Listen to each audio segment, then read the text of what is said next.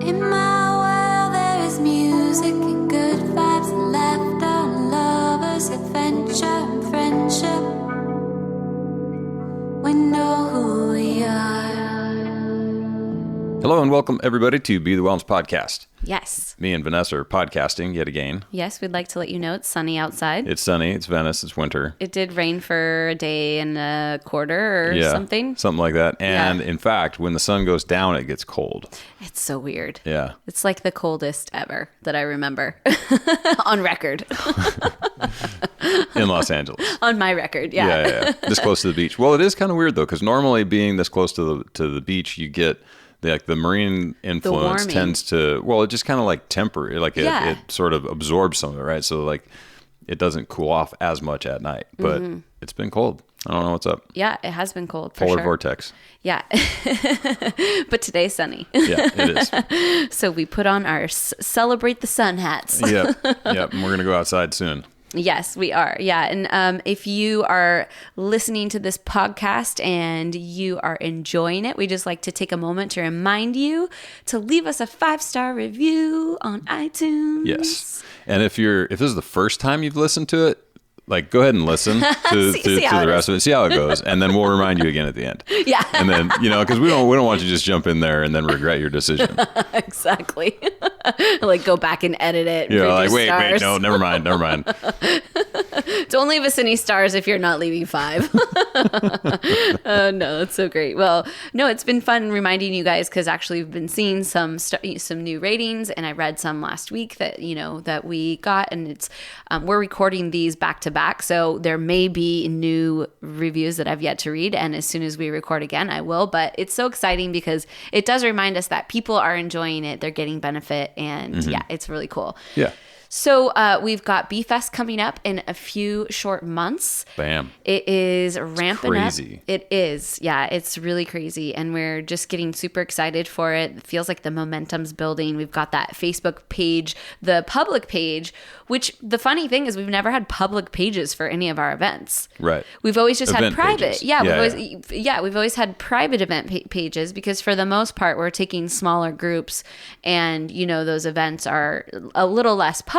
They're kind of like once they're sold out, they're closed, and it's all about logistics for getting those people.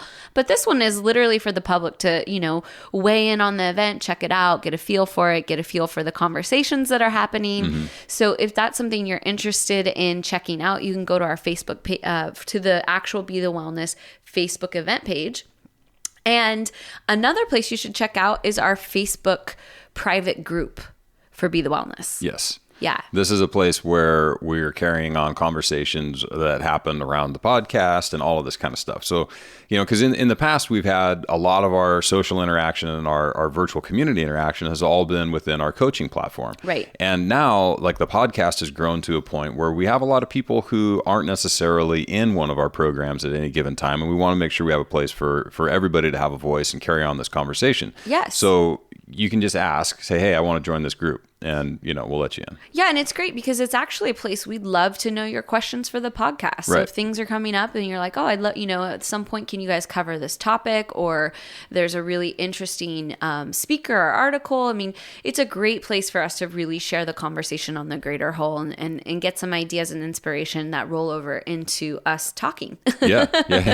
Or listening to people talk. And like today's podcast is a perfect example of that. This was like a information juggernaut download, man. I was like, oh my God.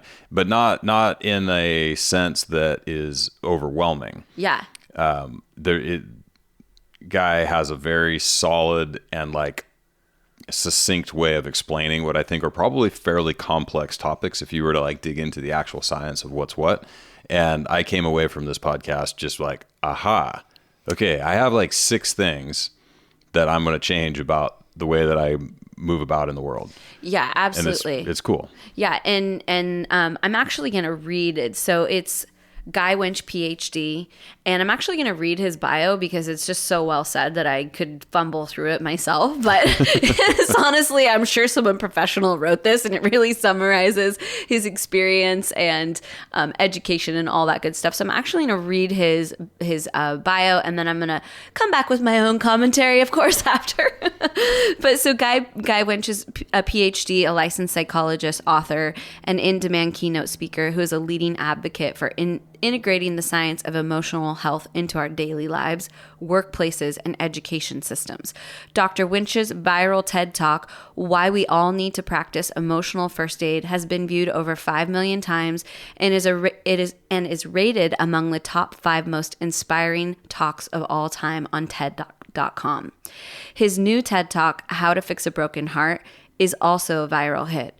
Dr. Winch's books, The Squeaky Wheel, Complaining the Right Way to Get Results, Improve Your Relationships, and Enhance Self-Esteem, are available on Amazon, and Emotional First Aid, Healing Rejection, Guilt, Failure, and Other Everyday Hurts have been translated into 25 different languages. So this is actually how I came across Guy, was through that Emotional First Aid TED Talk. And honestly, I've watched a lot of TED Talks. I actually watch them quite frequently because I like to use them in the Authentic Self program. And I like to just share them whenever I come across one that's inspiring.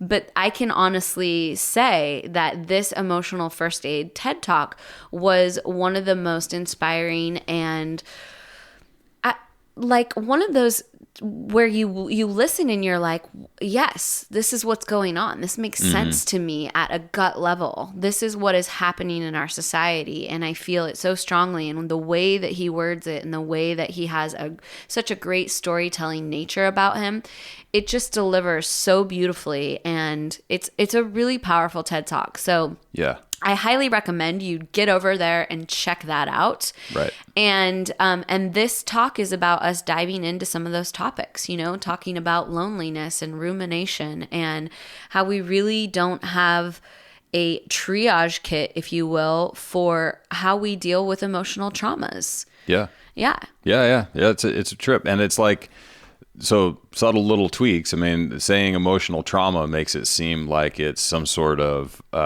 unmanageable thing. But you say emotional injury, and then you're like, oh, it's an injury. Mm-hmm. Well, let's treat it like a physical injury, and we know that there's things that need to be done to sort it out. And he does a fantastic job of articulating this.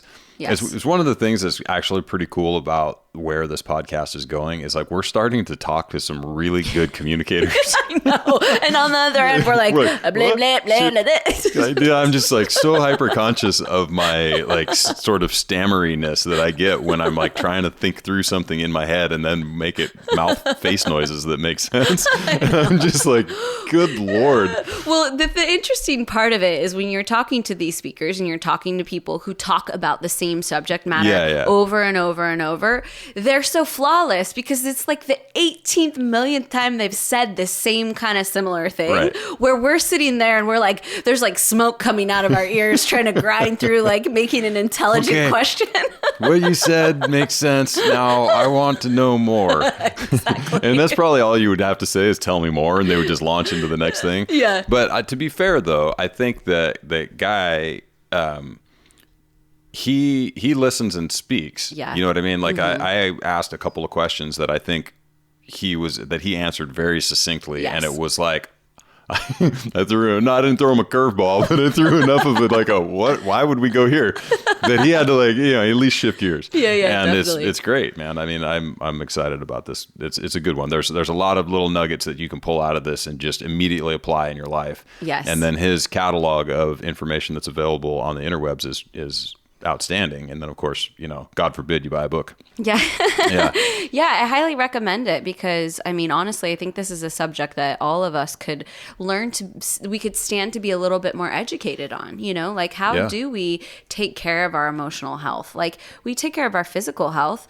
What are the tools? We all could say, if you said, well, what do you use to take care of your physical health? You could all probably name 3 to 5 things that you at least try to do. Yeah. When we say to you, what do you do to take care of your emotional health? Maybe some people will be like, I try to meditate, there's there should be an arsenal of things. We should be trying, to always have tools to go to take care of our emotions. Yeah. So it's really powerful stuff. And I just want to say, we do actually prep and have questions ahead of time.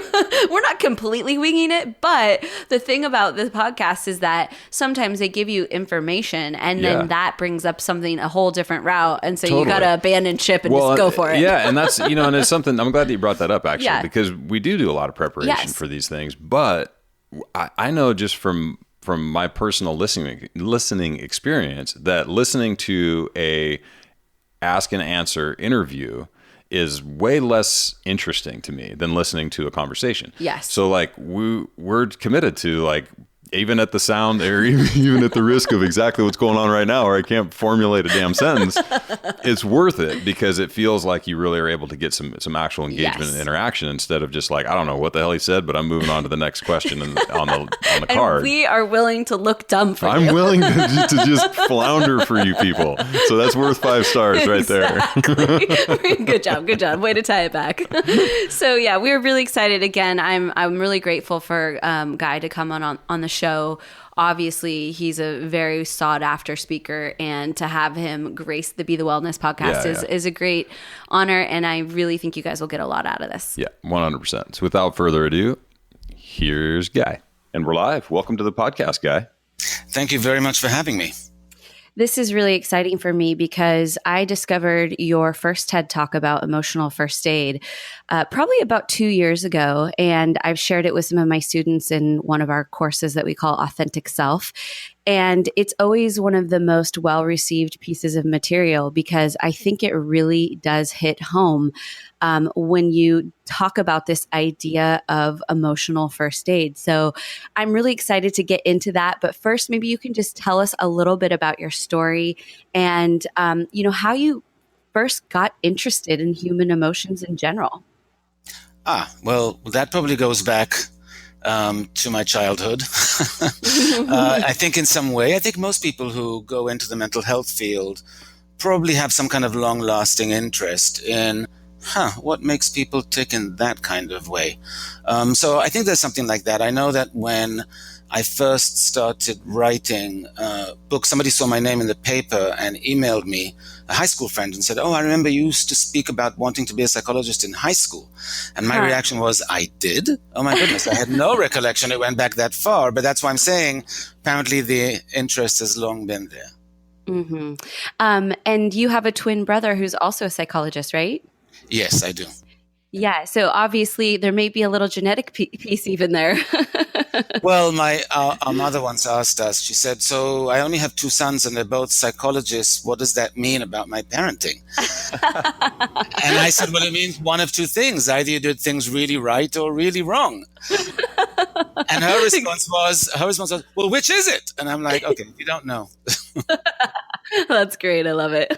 So, it's funny. I was thinking of the questions I wanted to ask you. And one of the things that I thought about that actually I would love to start out with is, what are emotions? What it actually is the composition of emotion? Well, that's a very good question. I don't get asked that often, but now we get into the nitty-gritty of the science a little bit. Emotions defined as reactions that we have that include a physiological component, an emotional component, like an affective feeling component, and a thought, belief, idea component. So they have these 3 components: the physiological, the feeling itself, and the thoughts and beliefs we have about the feeling. And that's really what constitutes them. Our emotions tend to be very reflexive. We can summon certain emotions sometimes, but usually our body, our mind just kind of responds. And so I always say to people, you're never responsible for the emotion you have. You're totally responsible for what you do with that emotion. I love that. Yeah, even that in itself is empowering because I think so many of us think that we're eventually working towards this control, that you'll never have these emotions, you'll never feel any of these feelings. But I love that because it puts a little bit more power into the person. Like, it's okay to have the feelings, but what you do with them is really up to you.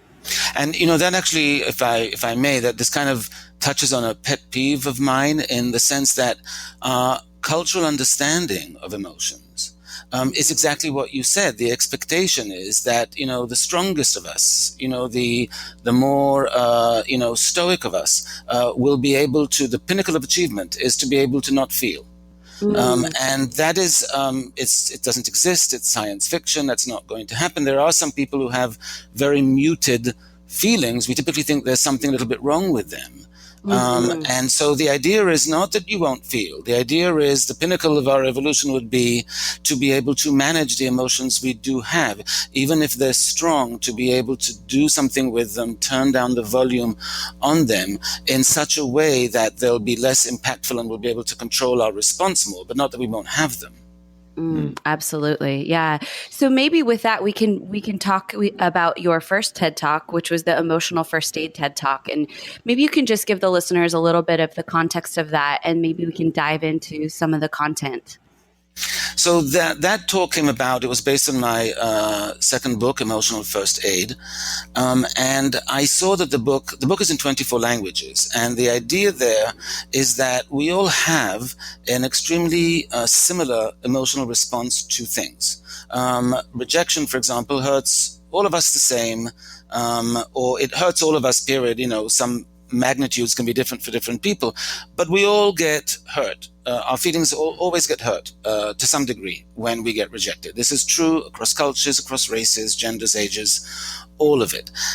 But what I found was that people didn't know that. People tend to think, oh, my response is the abnormal one. Somebody else wouldn't be upset. So let me hide the fact that my colleagues went to lunch without me and that was upsetting. Let me hide that. Let me not show that because I don't want to seem like I'm kind of desperate or something. And the idea is that we don't tend to think of physical injuries in the same way we do psychological ones. When we get a physical injury, we know we're injured. We typically know what to do about it. Our sophistication about it is pretty decent. In other words, most of us, if we get a cut, we can tell if a bandage will do, or maybe we need to run to the doctor for a stitch, or maybe haul ourselves off to the ER if it's too, deep. We can tell the difference usually between those three things. When it comes to emotional wounds, we can't even tell if we're injured. We don't even know what that is or what it would look like or what to do. Certainly we don't know what to do with it. And certainly we don't even know if our emotional response to it is normal, abnormal. So there's such a huge gap in those two bases of knowledge, the knowledge about physical injuries versus emotional ones, that the premise of this talk was, hey, I'm a twin, so I can actually tell when there are things that are supposed to be the same or not, and these are supposed to be the same. We're supposed to care about this as much as our physical health, yet we don't. We don't really know anything about it. How come? Right. Yeah. So there's something interesting here too that, and I'm sure that I'm probably just kind of, I don't know, reiterating what you're saying, but this is I've never thought about this way before, but this idea that the difference between an emotional and a physical injury. So that's a great way to think about it personally, but also in the way that you interact with the people around you, and I work full time for the fire department, which can be a very closed off and sort of, I don't know, macho crowd, right? And right. And we're doing a lot of work to work on that. I'm actually very proud of my department for the direction that it's taking with this. But no one would look at you and say, "Oh, you're weak. Your skin is too weak. You got a cut." You know what I mean? You would say, "Oh, okay. Well, this is how we deal with this. You got a cut. This was something that happens." But you suffer a pretty significant trauma, or even something relatively minor, like you didn't get invited to the barbecue, and it's immediately, why are you even worried about this? What are you talking about? Toughen up, guy. And so that's an interesting way of looking at it. It's such a disconnect. And it's interesting because I haven't worked with the fire department specifically, but I've worked with senior law enforcement and those kinds, similar in a way. There is this expectation that, the job's tough. So you have to be able to manage it emotionally and in terms of the stress. And so to actually talk about the stress that you're under or the emotional response you have to things is almost a taboo, because the assumption is, hey, that's part of the deal. You're supposed to be able to manage these things. But talking about these things is actually one of the ways we do manage them. Acknowledging that things are stressful is not acknowledging that you can't handle them. It's just acknowledging that they actually are. But there is that expectation that, for example, when there's certain injuries. I'm sure there are a lot of protocols that you have in the fire department of if somebody gets injured, what needs to happen. They need to be able to be looked at. They need to be able to be cleared before they can come back to work. We have to make sure they're fully recovered. There'll be all this, there'll be good medical coverage, hopefully, for those kinds of injuries that you sustain on the job. In the emotional realm, there's probably nothing in place. Right. Yeah. It's kind of it's a fortunate case that I work for a department that is actually trying to take steps, but man, it's so much harder. It's so much harder to get people for exactly what you said. The stigma is, you know what you're getting into. This is part of the job. Yeah. Well, and so I wonder, Guy, if you could actually touch on the fact that maybe, how do folks themselves recognize if they're experiencing a trauma? Because I think that's the other piece of it, is that we do have so many emotions that we feel day in and day out. How do we actually recognize when something gets to the point where it really is influencing us in a negative way, or it's having a very harmful impact? Like, what are some of the signs that people should be looking for to say, actually, this is really affecting me. I need to do something about it. So if something's really preoccupying you, and you think objectively, this is preoccupying me quite a bit more than I would have expected, and that's going on for hours or for days, then there might be something there that you need to look at more carefully. In other words, if you had a fight with a friend and you're just really not moving past it, then there's something there that impacted you, in a stronger way, and you have to figure out what that was. Do you feel betrayed by the friend? Do you feel rejected? Do you feel as if, wow, I've been so empathetic and emotionally validating when they told me their problems. Here I just mentioned one and their response was so lackluster and just so deeply disappointed. Is it that they don't care, or they don't know how to express these things? So if these things are troubling you, but they keep troubling you and troubling you and troubling you, then you need to do something about them. When you sustain in general an emotional injury, you want the same trend you do with a physical one. You want to see a trend of improvement, i.e. you're thinking about it less, and it's arousing the emotion less strongly each time you do think about it. You want to see that trend over time. Absolutely. So you talk about the term rumination, which is kind of a little bit what you're referring to when you're ruminating about something is preoccupying you. And so what I would love to discuss is this idea of rumination, but again, are there some folks who ruminate longer than others, meaning their neural network is developed in such a way that rumination has become such a habit? And if so, how do you, differentiate, okay, is this actually really a problem, or am I just actually one of these people who consistently does this rumination thing because that is the way that my neural network is formed at this point?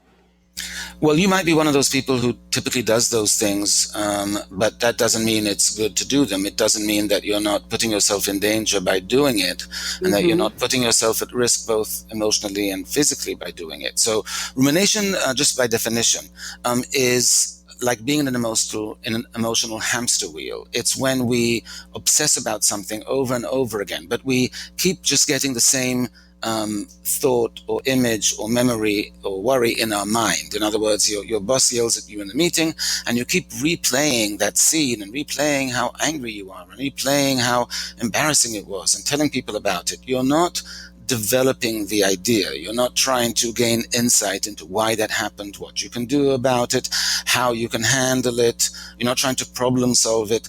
Or you've done all those things, but now you're still back to just replaying it and replaying it and replaying it. So the replay is the rumination, and it comes from the word to chew over. This is how cows digest, right? Cows chew, then they swallow, then they regurgitate it back up again and chew and swallow again. It's disgusting for humans, but cows love it. And so it's not good for us. For us, what it does is it focuses you on, first of all, every time you do that, you get churned up again. You get upset, aggravated, angry all over again whenever you think of the thing. So that keeps you in this general state of stress and arousal and irritation. And when people ruminate over time, it puts them at significant risk for developing clinical depression, because what you're doing is you're like coloring your perception of the world and your place in it very negatively. This is an annoying, frustrating place, and all I can think of the annoyances and frustrations of it. So you're really coloring your perceptions of the world there. And you're also putting yourself at risk for cardiovascular disease because of the chronic stress that you're under, and you're putting yourself at risk for eating disorders and alcoholism, because that's how many of us manage irritability and stress and aggravation. So there's something very, very dangerous about this innocent, quote, habit. And if you're doing it innocently, then you need to stop doing it. And if you're doing it habitually, you really need to stop doing it. So what can people do to stop this habit, or this, this ritual, if you will, of rumination? So rumination is a tough one, because the urge to ruminate is extraordinarily strong. And that idea, when you're upset about it, it'll pop into your head all kinds of times of the day, unbidden. You'll go to work, you'll think of it in the morning, you'll think of it on the train, you'll think of it on the way home, you'll think of it. In other words, it's there all the time, and the urge to think about it is very, very strong. To stop it, you literally have to think of it like one would when you're trying to quit cigarettes, for example. You're going to have to go cold turkey. You're going to have to deal with the cravings. One of the tricks of the trade we know that work kind of slightly for cigarette smoking, but even better for rumination, is that when you get that craving, i.e. that urge to ruminate about that thing that's upsetting you, or anything that's upsetting you, then a distraction that actually gets your mind off it for 2 or 3 minutes, stops that urge. But the distraction has to be one that requires concentration. You can't just try not to think of it. You have to engage in something like a crossword puzzle, or even if it's Candy Crush or something, but something that actually requires your focus for a couple of minutes. And within 2 to 3 minutes, that urge to ruminate about the other thing should pass. But you need to do that every single time you get that urge to ruminate, because that's how you start, climbing down from that tree and getting off that habit. So this is incredibly interesting to me, because I think I'm a self-diagnosed ruminator. Okay.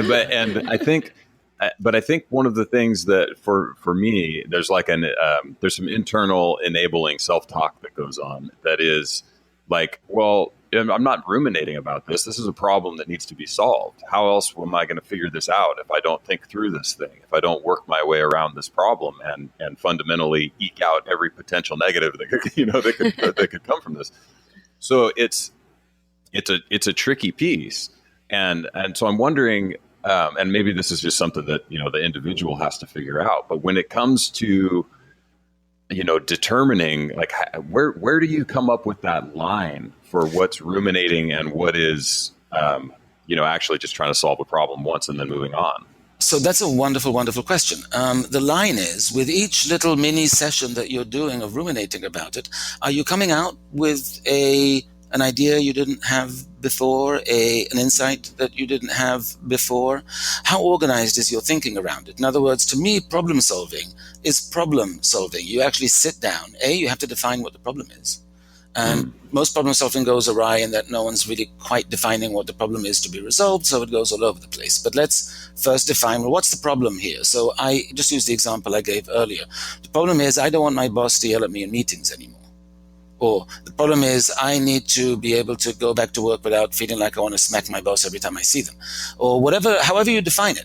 And then you need to figure out, well, how do I do that? How do I figure out how to make that not happen again? Oh, you know what? I remember that right before the boss yelled at me, they suggested something and everybody nodded excitedly and I didn't because I was too busy thinking about what I want for lunch. So maybe the boss noted that and therefore they were, in other words, if problem solving is an active process to actually figure something out. It's like tackling a puzzle. If you look at a crossword puzzle, let's say a jigsaw puzzle, and all you're doing is looking at the pieces in the box, that's ruminating. If you're taking them out and flipping them over and trying to see what goes with what, that's problem solving. Mm-hmm. Excellent. Yeah, that's a great distinguishment. Thank you so much. Yeah, one of the other things that really came out for me in the emotional first aid topic, TED Talk, was just how detrimental loneliness can be to your health. So maybe you can just create for us some of the context for how loneliness affects us in our lives. So it's really amazing to me about loneliness, because it is so incredibly damaging and dangerous, and yet no one knows it. So we know that chronic loneliness increases your likelihood of an early death by 14%. Some studies say even higher. And that is because loneliness puts you in such stress. It suppresses the function of your immune system. It makes you vulnerable to all kinds of diseases and illnesses. It actually does, it increases your likelihood of getting sick and of dying. And that's dramatic. How much does it do that? The current consensus is that it is risky to your long-term health and longevity as cigarette smoking. Now, that's a dramatic statement, right? Because cigarette packs, every single one of them, come with skull and crossbones and warnings. This could kill you. Everyone knows cigarette smoking could kill you. Who knows loneliness can? The American Psychological Association a few months ago issued a press release saying that loneliness now poses a greater health concern, public health concern, than cigarette smoking and obesity combined. Wow. In other words, this is how damaging this state is. And again, the vast majority of people don't even know it. Now, when your parent, your sibling, your friend is smoking, most of us who do not will look at them and go, it's so bad for you. It's so bad for you. With smoking, who goes over to our lonely relative and say, hey, we need to do something about this. This is bad for you. We don't even know how to approach them. We might even be reluctant to approach them. But the funny thing about cigarette smoking is that if your loved one is smoking, there is nothing you can do to help them. But if they're lonely, there is a lot you can do to help them. So it should not be a public health emergency, because if the public's aware of it, the public can solve loneliness. We can't do much about somebody else's obesity or cigarette smoking. We can do a lot about their loneliness. So do we know sort of what and again, looking for some sort of line in the sand, but do we know what it is around human connection that makes someone feel less lonely, right? So, because clearly there are people who enjoy a more interactive relationship with the people around them, and some people like myself who would rather just kind of like observe, and I'm happy to be with a group of people, but I don't need to be the center of attention, and I'd rather only have 5 or 6 words spoken. It's just kind of, but I don't feel lonely, at any point. Mm-hmm. So is there? Obviously, there's a range with people, and how is that addressed? So if we were to look at our community and say, this is, I just had this interview, and this guy is really on point with this, and I feel like we don't have the connection with the community that maybe we should. Like, what's the first step? Like, what is sort of the jumping off point with trying to understand what can bring somebody out of a potentially, bad place? So let's be clear. Loneliness is defined purely subjectively. In other words, it is not about the amount of friends you have, what your living situation is. It is whether you feel subjectively disconnected from the people around you, that there aren't enough of them, or that the ones there are not strongly enough connected to you. So many, many, many lonely people are actually married, living with families. They just feel this disconnect. They come home, the conversation is all transactional. Did you get the milk? Did you pay the electric bill? Then each one, disappears into their own laptop or TV to watch their own show. You don't really talk about much anymore. You kind of just live these parallel lives. So it's a purely subjective thing. There are people who have very, very few friends, who live alone. They don't feel lonely at all. And there are people who seem to be surrounded by significant people all day, and yet they feel extraordinarily cut off from them at a deep level. So it's a subjective call. We can tell when people are lonely because they tend to act a certain way. They tend to, when you're lonely, your relationship skills are a little rusty. By definition almost. And so you come across a little too much, or a little too little, or a little too something. You don't, it's not, you have a hard time modulating. You might be in a group and everyone in the group is kind of going along by a certain rhythm, and you're a little bit out of step with that rhythm. It might be in your voice and your modulation. In any event, we can often tell when somebody's lonely, and often when we do, we kind of keep our distance from them because we see it as a stigma. Now, lonely people have a hard time emerging from loneliness because once you become lonely, there's this whole thing that happens in your brain that really screws you up. And that is that when we're lonely, we tend to evaluate the existing relationships we have as much less strong than what they are. We tend to think the people we're connected to care much less about us than we actually do. I give an example of that in that TED talk, which I don't want to give away because there's a little bit of a potential spoiler there. But it's the very people we can love and rely on the most. We tend to think, they don't care, and it'll be this thing. And I hear this all the time from people, like, well, that used to be a good friend, but I haven't heard from them in 2 months. And I'm like, well, have they heard from you? And they'll be like, well, no. But they have to know that I'm lonely, or they have to know that I just went through this, or, I wrote them an email, but they didn't write back. And I'm like, just one, that can happen. And then when people reach out, they're so raw emotionally. They do it in this way of like, why haven't I heard from you for 2 months?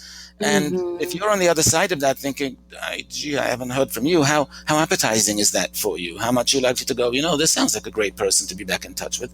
So it defeats the purpose. And, you need to be able to do it with a smile and say, hey, thinking about you, let's catch up is a much more inviting way to do it, even though it feels emotionally risky. So lonely people feel the people don't care. They're convinced the relationships aren't as strong. So they're really hesitant to reach out because they're already feeling so bad. Why set yourselves up for more rejection? So it's this real trap that people get caught in. I'm so glad that you just dove into that, because this is something we run a lot of online programs. So, a lot of folks are able to kind of stay separate in their corners of the world and participate in this community, but it's not, it doesn't actually compare to real social interaction. And sometimes we can really get the sense that people don't have enough real social interaction in their lives. And what I hear sometimes from clients is that it's almost painful for them to go out and seek those relationships, that they prefer to stay isolated because the going out and actually even trying to create those connections has lost any kind of luster for them. They don't even have the drive to do it anymore. And so I find myself sometimes wondering, what to say to these people who feel like, I would rather just stay here in my loneliness because it's safe and I know what it looks like than put myself out there. And this kind of works into the rejection piece, and maybe that's where we'll go from here. But what do we do about, instigating that drive to connect again? So that's a wonderful question. And what these people have to realize is that it's not that they have lost the drive to do it. Yes, it does take an emotional effort and there is an emotional risk. They are just convinced it really won't make much of a difference. That even if they get up the energy to go to the thing, that no one will really want to talk to them, or there'll just be these superficial conversations and it won't really make a difference. That reluctance is driven by the perceptual distortion that tells us that people aren't going to be interested. And I've seen people at parties who I know are lonely arrive, which is great, but then park themselves by the hummus and the vegetable dip with a scowl on their face, away from people, and wonder why no one's coming up to them. Well, because you look scary. Because you look so miserable that, it's like, eesh. And so, and then it becomes a self-fulfilling prophecy. Well, I made the effort and, my fears were realized. Well, your fears became a self-fulfilling prophecy. You went with such a negative attitude. Now people say, well, I can't just fake it. And I'm like, oh, but yes, you can. And oh, but yes, you should. You should fake it till the cows come home. Take an acting class if you need to, truly. But when you go, pump yourself up and put on a smile and behave, even if you're there for 10 minutes, go in bright, go in being someone, that you'll go up to somebody with a smile or stand there, like be aware of your resting face. Is it miserable or is it neutral or is it, upbeat? Think of a funny thing so that you have a corner of a smile on your lip. Do whatever you need to do to project something different than what you're actually feeling, because what you're actually feeling is going to turn people off, and you need to be able to not turn them off. That's it. Fake it. Make it till you make it. Fake it till you make it. Yeah. Unfortunately, yes. Yeah. Well, and that's certainly something that it's funny that like a lot of these things that you just brought up, because I do personally tend to be a little bit more introverted, but I've noticed, in our business and just in interactions with people, that exactly what you're saying can go a really long way. Like I'm a big guy. I'm a little frowny. Like my resting face is contemplative, and so it doesn't, and I've got a really deep voice. And so like all of these things happen, right? And people will walk up and they're like, hi. And I'm like, hi, what, sorry, I'm trying to be friendly. I'm super awkward. What's going on here? And so some of the things that you just described here. I mean, we went and I took a commercial acting class. Like Vanessa and I took commercial acting classes where, fundamentally it's ridiculous. They're trying to get you to sell these imaginary objects, and you're like, no, pet the dog and do these things. And you're doing it all on camera. And to be able to see yourself and then make a few changes that the coach would have you do and then watch it again on film and see what a dramatic difference, just exactly what you said, having a corner of a smile up, having your eyes like wide open and bright, like you're interested in something that's coming to you, just dramatically changes how you're perceived in the world. And I couldn't make a stronger recommendation to folks. I mean, obviously we live in LA where acting classes are kind of just something you do, but it's like, it's such a positive reinforcement to have that feedback from people. And it's funny. It's funny because my first book is called The Squeaky Wheel, and I created a trailer for it. And in the trailer, this friend of mine who now actually writes for John Oliver, but she had to play the role of an angry girlfriend, and she is the loveliest person. And it was like 10 takes, and I kept saying, this is not angry. She goes, what do you mean? I'm furious. I'm like, no, you're your version of furious, which comes across as tepidly, slightly perturbed. And I need raging. And so I started showing her the takes, and she was like, so we did a take where she mustered all the anger she could, and I showed it to her, and she says, wow, I thought I was angry on a scale of like 9 from 1 to 10, and I'm looking at it and it's a 4. Like, exactly, because we don't know how we come across. And by the way, I'm not suggesting people try and come across angrier than they are, but getting it on camera, actually just seeing yourself, and you can do that yourself. You can, like pretend to be at a party and tape yourself and see how you're coming across. What is your resting face? What are you projecting?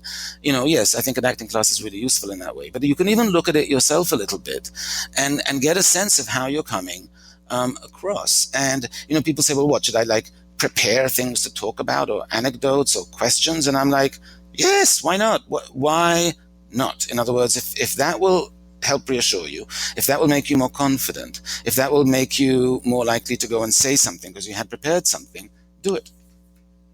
So true. That's amazing. I love that. And I think that, so many people out there, this is just about being self-aware in general, right? I mean, there's such a sense, and you can just hear that theme throughout this conversation, is that it's like these things sneak up on us and we're not even aware, that we're upset, that we're sad, that we're lonely, that we come off a certain way. It's like, ultimately, it's about creating more self-awareness around your emotions.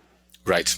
In every way. So, yeah, absolutely. So your latest book is about how to fix a broken heart. And, I was thinking about this when I was checking it out, and I was thinking, almost everyone in life experiences heartbreak at some point. Why do you think it is we are so ill prepared to deal with it when it finally happens? And heartbreak is interesting, right? Because we've been suffering it for so many millennia. Why is it we really don't have a clue about what to do? We think time is going to help. So yes, it might. And social support, yes, fine. But that's it. And it doesn't occur to us that there's a much more active process we need to be engaged in when we're recovering from heartbreak, truly from any emotional injury. The heartbreak I cover in the book is 2 kinds, and they have something in common. And one is romantic heartbreak, when you have a romantic breakup. And the other is pet loss. And what those 2 things have in common is that the science tells us that they can cause significant grief responses that can rival those for some people of losing a first-degree relative. And yet they are completely not sanctioned in society. No one's going to work saying, I need a couple of days off because my cat died. And no one's, going to school and saying, I can't take this test right now because my girlfriend dumped me. Because really the situation would be like, just grow up, deal with it. So there's a certain disrespect we have towards heartbreak. We only really acquire full respect when we're heartbroken, because then we have a very acute reminder how dramatically painful it is, number one, and how it literally impairs our functioning in the most basic levels, number two. We sometimes, we cannot function at all sometimes in the first throes of heartbreak. And even, when we get over the first, a few hours or day, then, we're so miserable and preoccupied. We'll be spending most of our time at work in the toilet crying. We're hoping nobody will see us. And if we have puffy eyes, we suddenly like, oh, allergies, because we're embarrassed to admit, and so it's such a common experience. It's such a devastating experience. And people have no clue that there's much more we can do to heal than we're actually doing at the moment. So one of the things that you talk about is this idea that once we have a breakup, that we think about all of the positive things about the person and we forget to think about any of the negatives, and that this actually feeds into our inability to heal and get over the breakup. And I'm curious, not only for the person going through it, but as an outsider, I've had friends in the past where they've had rocky relationships and then they break up, and then the person will tell you for 6 months to a year all the things that they loved about that person. In your mind, you're thinking, yeah, but that was a mess. You guys fought all the time. You have all of these other things. How do you deal with that personally, and how do you help your friends to recognize when it wasn't all roses and help them get through that process? So this is why I wrote this book, right? Because we are so unaware of what's happening in our mind. When we get heartbroken, our mind has the opposite goal as we do. Our goal is to get over it so we can find love again, right? Our goal is to get over the grief of the loss of a pet so we can not be that miserable, perhaps adopt another one. And so that's our goal. We want to decrease the presence of the person in our thoughts. We want the pain to decrease. We want to think about them less, and we want to care about them less than we currently do. And our mind has the opposite goal, because our mind evolved not to keep us happy, but to keep us safe. And so when we touch a hot stove, it's our mind's job to remind us that stoves are really dangerous, that we really shouldn't touch one again, that we really need to remember this stove thing as being something very important. That's our mind's job. Now, when we're heartbroken, our mind doesn't distinguish between a hot stove and love. And so our mind's job is to keep the memory of the person as fresh as possible in our mind, to keep the pain as sharp as it possibly can, so we never make this mistake again. The problem is, to do that, our mind will remind us of all the ways the person was wonderful. The thoughts that will pop into our mind are all the greatest moments, all the loveliest, snapshots, all the best memories. That's all our mind will feed us with, because it wants us to remember, you see how painful that is? You see how painful that is that you lost that? Don't do that again. And our goal is, I don't need to be reminded of all the great times, because that's idealized. That's not an accurate picture. And so whereas our mind will go and fuel us with all these idealized images, taking charge of our recovery means it's up to us to balance that image out and to balance things out. So when our mind keeps reminding us of what an amazing smile the person had, we have to introduce the fact that, and there was that frown that drove me crazy. And when our mind gets us to remember the weekend, which was the most blissful weekend we ever had, we also have to remember the one in which we called all our friends and said, I can't take it, I want to break up. And we have to add that piece, because our mind isn't going to. And when we add that piece, it makes things less painful. It reminds us, no, this was not ideal, neither the person nor the relationship. It helps us move on. It's one of those ways that we need to do an adjustment, a conscious adjustment to the unconscious ways our mind is going to cope with the loss that are not useful to us. Absolutely. And, so much of this is about rejection at its core, right? I feel like I just want to touch on this, and I know we're wrapping up our time here, but, maybe you can just talk about the danger or the influence that rejection has on this process, and then maybe a couple of things that people can do just to increase their overall emotional resiliency. Sure. So first of all, I want to clarify, this has to do with rejection, but also with loss, and they're different. The rejection part is, the person we loved is telling us that they no longer care, that they no longer want to be with us. It's a rejection. It's a very big one, and it's a very painful one. We know from brain studies that our brain registers rejection of this emotional of this emotional pain in a very, very, very similar way than it does physical pain. The pathways look very much alike in the brain. And the idea is that we really do experience rejection as actually painful. There's even a proof of concept study in which people gave subjects Tylenol a pain reliever and then put them through a rejection experiment, and the people who got Tylenol, unbeknownst to them, they thought it was a sugar pill, registered less emotional pain than the people who Wow. didn't. I am not suggesting that you pack Tylenol when you go out on a date, because A, that would be a little bit pessimistic, and B, the fact that something is statistically significant doesn't mean that that's going to work for you and you'll notice the difference necessarily. But what we do need to know about rejection is it's extraordinarily painful.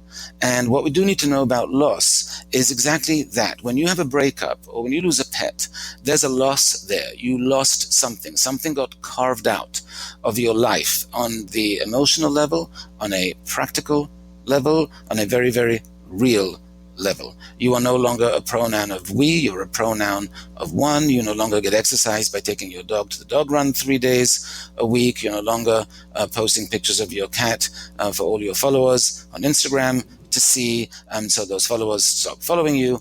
And so it's true. And so people actually lose a tremendous amount. And then you have to do something about that loss. You can't sustain a psychological loss without filling it, because then there's just emptiness there. So how do you move on is also a question of how do you fill the voids that have gotten created by the breakup or by the loss of the pet. And, if your socializing used to come from going to the dog run, where's it going to come from now? What can you do now to make up for that? If you used to go running because you used to do it with your partner, who can you go running with now because after the breakup? So you have to, again, take a very active role in recovery, the same as you would. I've had plenty of sports injuries because I'm an active person. And when you do, you got to go to physical therapy, and it's time consuming, it's painful, it's laborious, it's annoying to do, but that's how you rehab the muscle, the tendon, whatever it is. It is the same with emotional recoveries. It's time consuming, it's laborious, you have to pay attention to it, you have to do it, but you will recover quicker and more completely if you do, much the same as you would do that with physical therapy. But physical therapy is something we all know that one should do, and this kind of recovery, we're not even aware that, it exists. But yeah, it exists. I did want to say something about the emotional resiliency question, if I may. Yes, please. Yeah. To me, emotional resiliency is about bouncing back. It is not about your reaction in the moment. In the moment, you're going to react reflexively. Like I said, our feelings are reflexive, though, because those can involve all kinds of physical responses like tears or shaking or whatever it is, hives, I don't know, for some people. The idea is that, yes, those are the feelings you have. Question is, resilience-wise, how are you going to bounce back?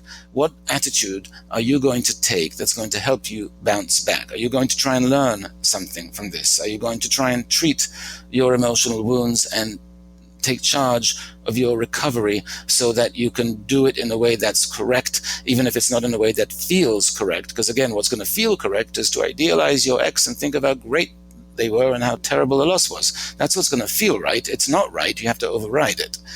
So there's a lot we need to do to be more emotionally resilient. But when we start treating emotional wounds like loneliness or failure or guilt or heartbreak or rumination, whatever it is, when we start treating those actively and we get the proof of the pudding of, wow, I'm moving past this more quickly than I thought, I'm feeling better than I did before I started to take charge of what's going on, then that will give us faith and assurance that the next time it happens, we can actually manage the process more actively and more efficiently. So the next time we fail, we'll feel a little less demoralized because we know we have a good way to figure out something to gain from it, something to value from it, something to learn from it. And over time, the more you treat emotional wounds, the more you take care of your emotional health, the more resiliency you gain because you're learning that despite my initial response, I can manage this. And that takes away from the pain. It takes away from the distress. It takes away from the trauma when you experience it next, and you bounce back more quickly. I'm thinking about the person who goes through a heartbreak, and I've heard this time and time again from friends and different experiences where they say, I'm never going to do that again. Like I broke up with this person. I'm never going to get in a relationship again. It's too painful. Mm-hmm. And, they miss that piece that actually you can recover from it and you can be okay. So I'm just, as kind of a final question, I'm wondering, like, if you see that with someone, how can we as an outsider help them to see or help them to discover for themselves that they actually are more resilient than they think? You know, what are some things that you can kind of point to show them, like, actually, you think that this, you know, was something that you never want to do again because you don't ever want to go through that pain, but how can you help people see that they actually got some benefit out of it? So several things there. Number one, what I say to people, and I have plenty of people who say that to me, like, you know, I'm never going to date again after this. And I'm like, okay, great. So no more sex in your life for you at all? Are you giving up on that? You're giving up on affection, on love, on intimacy? Are we giving up on that entirely? And they'll say, no, but I'm like, well, you know, apparently you are, if that's what you're saying. Now, I understand that right now it might be too painful to feel in any way motivated or interested in doing that. But what you have to understand is that when you make that kind of decision and say, well, I'm not going to date again, what you're saying to yourself is this loss that I sustained is actually significantly bigger than what I thought. Because it wasn't just a loss of a relationship, it was a loss of all of them. It wasn't just a loss of this love, it was a loss of love, period. It wasn't just a loss of this sexual partner, but all of them. You know, in other words, you are magnifying the degree of loss that you sustained in your head, and you are with it magnifying the pain you're about to feel. So it is not a smart move. You do not have to say, I'm ready to date, but you should not say, I'm never going to date again, because that magnifies what you're feeling in the moment, because you're telling yourself the loss is so much greater. It's not a smart move. And you can say to yourself, I am not ready to date right now. I am not ready to, you know, to contemplate going through that at the moment. That's fine. At the moment, that's true. But it opens the door to the fact that tomorrow you might, or next week you might. So what you say to yourself, how you frame things, is actually really important in terms of the resonance they have, the impact they have on your recovery, on your emotional pain, on your self-esteem, on your sense of confidence. Because if you say, I'm never going to date again, and then you decide, you know what, it's been a year, I'm going to start dating, you're going to be extraordinarily anxious about dating, even more than you would ordinarily, because this is the thing you never thought you'd do again because it's so scary, and now you have to do it. You know, you're building up the impediments to getting back into life. So you have to be careful about making these kinds of declarations in moments of pain or distress, because they're actually going to make everything worse. So smart. Yeah, that makes so much sense. And we appreciate you in your time and the work that you're doing. The new book is called How to Fix a Broken Heart. Obviously, you have the two other books, Emotional First Aid and The Squeaky Wheel. A new TED Talk out about how to fix a broken heart. And I highly recommend that listeners out there go listen to your TED Talks, because as referenced in this podcast, you're an excellent speaker and the delivery is really profound. So thank you so much for being on the show today, Guy. Thank you so much for having me. It's been a pleasure. This is fantastic. Thanks again. Hey, folks, we hope you enjoyed this podcast. If you did, please consider going to iTunes and leaving us a 5-star review and, you know, write in a nice message there. Tell us what you think. Tell us what's going on for you out there. We'd love to hear from you guys. Specifically, how awesome we are. But we do love connecting, and it's nice to know there's folks out there listening, enjoying, and this is a great way to just stay in communication. So if you enjoy the podcast, you listen regularly, you're getting some benefit out of this, we would so love to see that 5-star review. And give us a shout out. We'd love to hear from you. Some of it